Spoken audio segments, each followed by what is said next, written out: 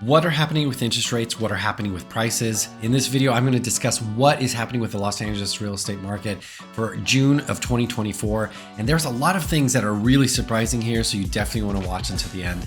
My name is Felipe Crook with EXP Realty. I've been a realtor helping buyers and sellers and investors for 21 years in my real estate career. And these numbers kind of surprised even me. I've seen a lot of different markets. But let's jump into what Redfin has to say. All right, let's start at the very beginning. What are home prices doing? This chart really surprised me. This is on Redfin. If you look at their median home sales price back in May of 2023, the median sales price was $949,000, which is ridiculous compared to every other part of the country, but that's what it is here in Los Angeles area. Now, if you move up to May of 2024, that median sales price jumped up to $1,050,000, over $100,000 in the last year. That is an 11% increase in home prices. Typically, in a normal real estate market, when interest rates go up, that puts a downward pressure on pricing. But as you can clearly see here, that is not the case. Now, what is the big reason behind that? And it has to be inventory. Now, there is a thing called the lock-in factor. Now, I've seen this reported many, many times, and it just makes sense because someone who has a 3% interest rate or a 4% interest rate is not going to sell their home and get a smaller house for a more expensive mortgage. They're just going to stay in that property and make it work. But that exact scenario is really contributing to what is happening in our marketplace. These prices are continuing to go up in the Los Angeles area because our inventory is so low. Now, I talk about inventory a lot on this channel because it is so different in Los Angeles than other parts of the country. For example, if you look at this chart, this is from Realtor.com. This shows all of the inventory throughout the country and how much it's gone up or down. And if you look at California specifically, the inventory in California has gone up 37.7%. And that is a massive number because we have over 38 million people here in the state. So that can equate to a huge amount of new homes on the market. But if you look at inventory in Los Angeles, it's a different story. So you just saw in that chart in California, the inventory went up 37.7%. But let's break that down a little bit further. I'm going to explain why this is so important in a minute. Let's look at LA County. Now, if you look year over year, our inventory has increased, but it's only increased 20%, not 37.7%. But if you break that down even further to a neighborhood like Silver Lake and Echo Park, which I do a lot of business in, a year ago in June, there were 67 homes. And now if you fast forward to May of 2024, there are 69 homes. So that is definitely not a 37% increase. But let's break it down into a couple other different neighborhoods. Let's take a look at Los Feliz, which is right next door to Silver Lake, but it's in a little bit higher price point. You can see that the increase was 75% from 33 properties back in June of 2023, all the way up to 58 properties in May of 2024. Now, again, that is only 58 homes for all of Silver Lake. There are a lot of people that live there, but the amount of inventory is definitely higher than it used to be. But let's see some other neighborhoods just to give you some context. For example, in Burbank. Burbank is a great community in the San Fernando Valley. Their inventory has gone up 27%, still far cry from 37% statewide. But then if you go to Santa Monica was up only 10% of inventory.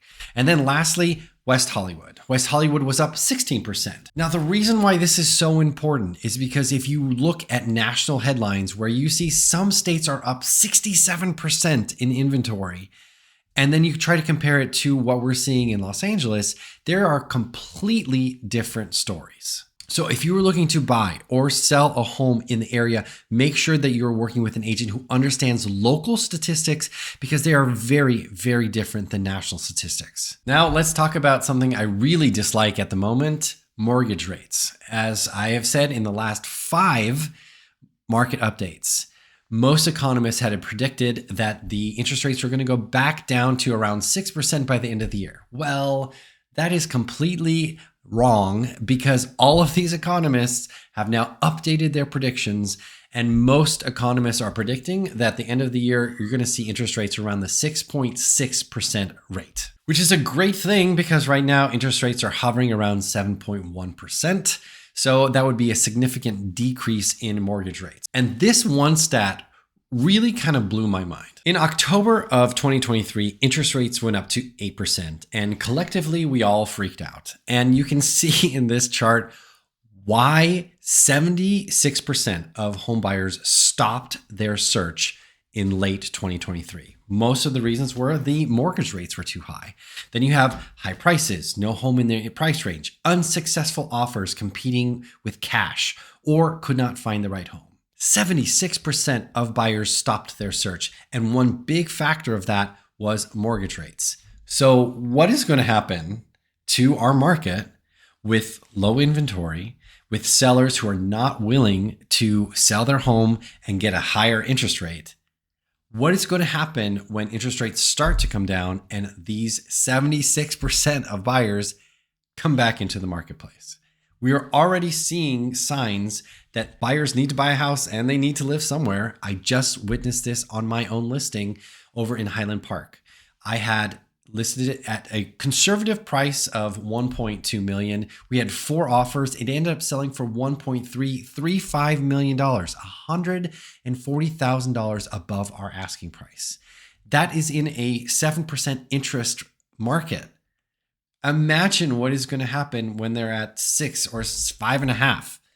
We just don't have enough inventory to satisfy the demand when interest rates start to come down. So if you are a buyer or a seller, there are very different tactics when you go to buy or sell a house. Right now, we are still in a seller's market. It's still a pretty competitive market. You are seeing homes sell for above their asking price. In fact, let me show you this stat from Redfin. This chart shows you what the sales price to list price ratio was over the last year.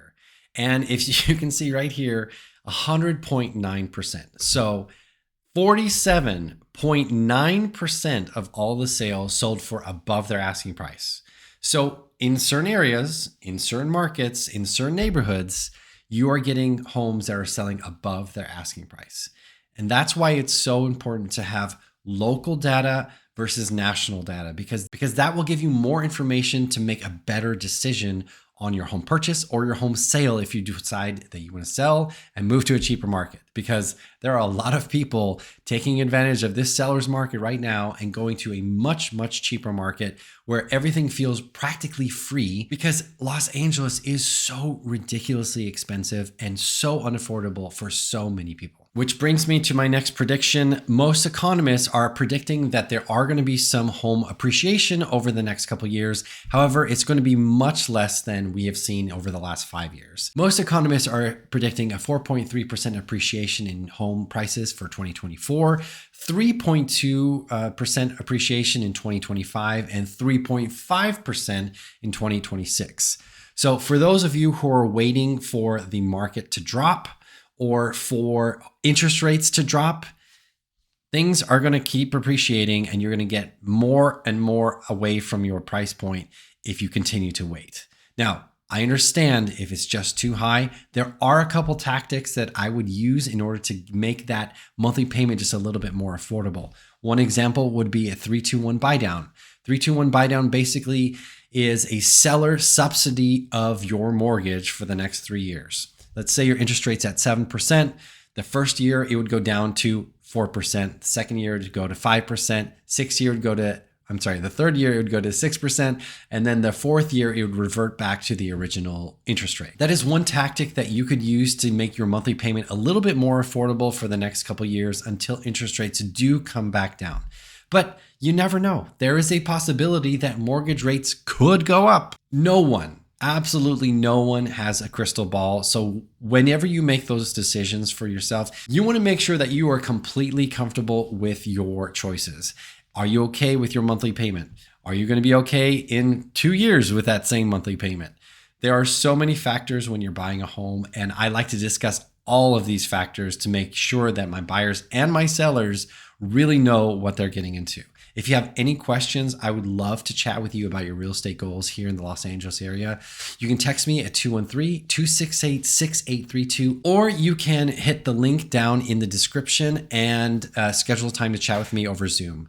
If you found this information valuable, please make sure to like and follow and subscribe if you want updates on what is happening in the real estate market here in the Los Angeles area.